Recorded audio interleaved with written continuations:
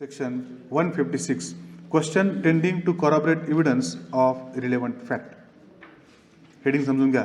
Questions tending to corroborate evidence of relevant fact. Relevant fact ला corroborate करण्याचा हेतू असलेले, रोख असलेले, कल असलेले प्रश्न, that is section 156. म्हणजे 156 द्वारे आपण काय करणार? सेक्शन 156 च्या द्वारे काय होईल? कोणत्या प्रकारचे प्रश्न आहेत? Tending to corroborate evidence of relevant fact admissible when a witness whom it is intended to corroborate gives evidence of any relevant fact. Witness असा आहे, एखाद्या असा विटनेस आहे, असा साक्षीदार आहे, त्यानं दिलेली साक्ष जी की रिलेव्हंट फॅक्टशी संबंधित आहे आणि त्याला कोरोबरेट करण्याचा हेतू त्या ठिकाणी निर्माण झालेला असताना. When a witness whom it is intended to corroborate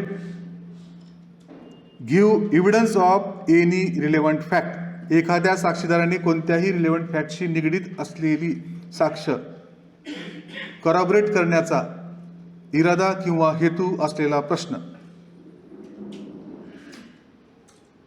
now he may be question, त्याला विचारला जाऊ शकतो.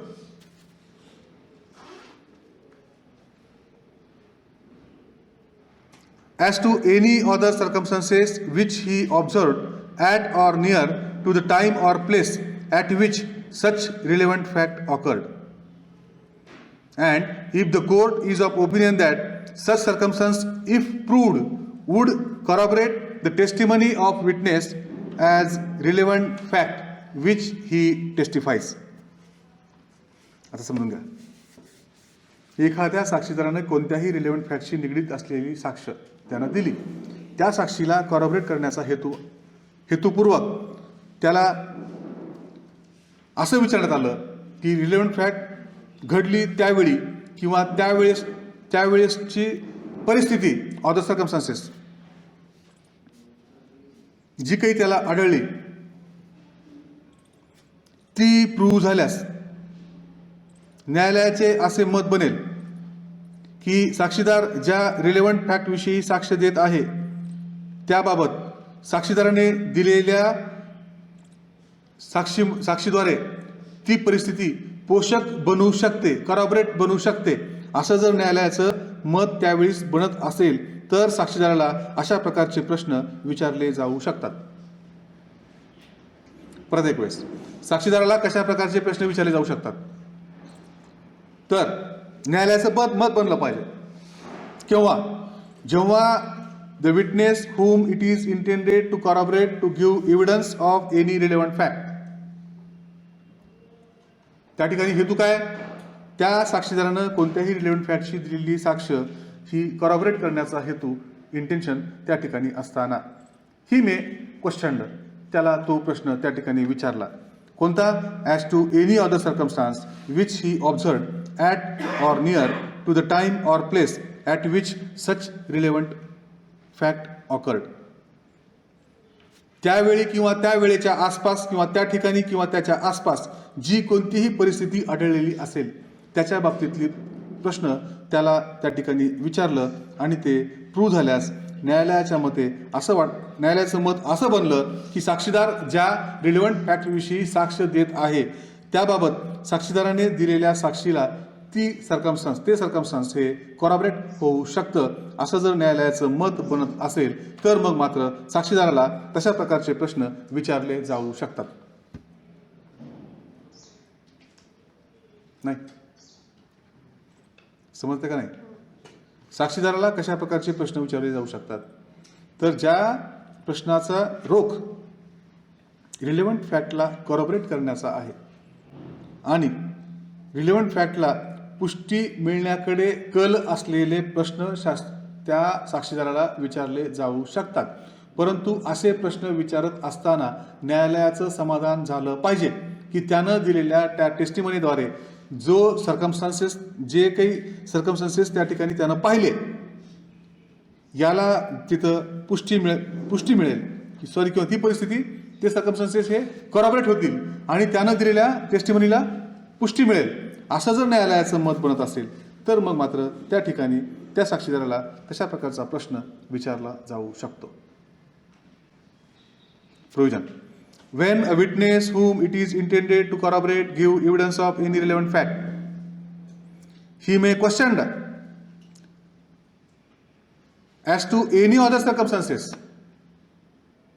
which he observed at or near the time, place at which such relevant fact occurred.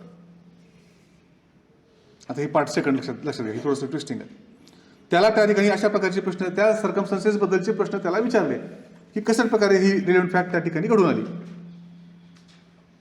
त्यावेळेला त्या ठिकाणी ती रिलेव्हंट फॅक्ट कशा प्रकारे घडून आली याच्याबद्दलचे प्रश्न त्याला विचारायचे किंवा विचारले जाऊ शकतात. पण केव्हा? If the court is of opinion that, जर न्यायालयाचं त्यावेळेस असं मत बनलं. कसं मत बनलं? सच सर्कमस्टान्सेस इफ प्रूव्ड, ते सर्कमस्टान्सेस जर त्या ठिकाणी प्रूव्ह झाले तर it would corroborate the testimony of the witness. तर त्या ठिकाणीचे सर्कमस्टान्सेस जर प्रूव्ह झाले तर ते त्या विटनेसच्या टेस्टिमनीला कॉरॉबरेट करतात. टेस्टिमनी करायची आहे ॲज रिलेव्हंट फॅक्ट विच ही टेस्टिफाईज. ज्या रिलेव्हंट फॅक्टबद्दलचा तो तोंडी पुरावा साक्ष त्या ठिकाणी देत आहे, त्या पुराव्याला तशा प्रकारचे सर्कमस्टान्सेस जर प्रूव्ह झाले तर बळकटी येऊ शकते, असं जर न्यायालयाचं मत बनलं तर मग त्या ठिकाणी त्या साक्षीदाराला तशा प्रकारचे प्रश्न विचारले जाऊ शकतात. कशा प्रकारचे? ज्या ठिकाणी रिलेव्हंट फॅक्टला कॉरॉबरेट करण्याचा हेतू किंवा कल असलेले प्रश्न त्या ठिकाणी त्याला विचारले जाऊ शकतात, असं हा सेक्शन 156 सांगतो. उदाहरण. an accomplice gives an account of robbery in which he took part. accomplice झाला आणि तो काय करतोय? he gives an account of robbery in which he took part. त्या रॉबरीच्या गुन्ह्यामध्ये त्यानं भाग घेतला त्याच्याविषयीची माहिती तो देत असताना he describes various incidents, वेगवेगळे घटनाक्रम त्यानं त्या ठिकाणी सांगितले जे की unconnected with robbery which occurred on his way to and from the place where it was committed. त्यानं अशा प्रकारचे घटनाक्रम सांगितले की जे की त्या रॉबरीच्या संदर्भात अनकनेक्टेड आहेत, त्या गुन्ह्याच्या संदर्भात संबंधित नसलेली तथ्य घटना त्याचं वर्णन त्यानं केलं. कुठले त्याचं प्लेस काय होतं? On his way to from the place where it was committed. कुठून निघाला, कुठपर्यंत गेला, कुठं तो गुन्हा घडला, इथपर्यंत ज्या घटना घडल्या त्याच्याबद्दलचं डिस्क्रिप्शन त्यानं दिलं. ना independent evidence of this facts, कोणत्या? Various incidents unconnected with robbery, जे की त्या अकम्प्लिसनं डिस्क्राईब केलेले आहेत, याच्याबद्दलचा independent evidence may be given in order to corroborate his evidence to the robbery itself. म्हणजे तो एकटाच म्हणतोय असं नाही, तर त्याच्या संदर्भात जे काही त्यानं घटनाक्रम सांगितला त्या घटनाक्रमासंदर्भात स्वतंत्र असा पुरावा त्या ठिकाणी त्या अकम्प्लिसच्या टेस्टिमनीला बळकटी यावी या हेतुपूर्वक दिला जाऊ शकतो. दिस इज सेक्शन 156.